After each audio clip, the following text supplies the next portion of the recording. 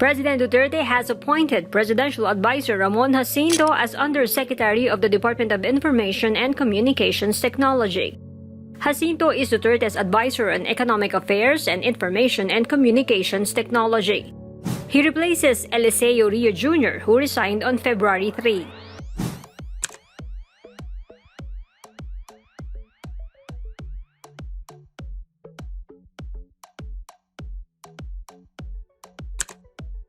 Jacinto will serve the DICT until May 22, 2022. He is a businessman who graduated with honors from Ateneo de Manila with a degree in economics.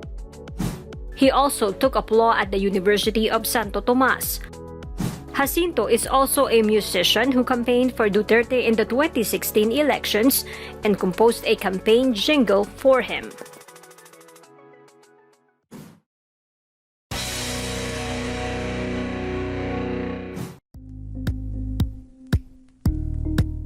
Thank you for watching Politiko TV. Please like and subscribe to our channel for more videos.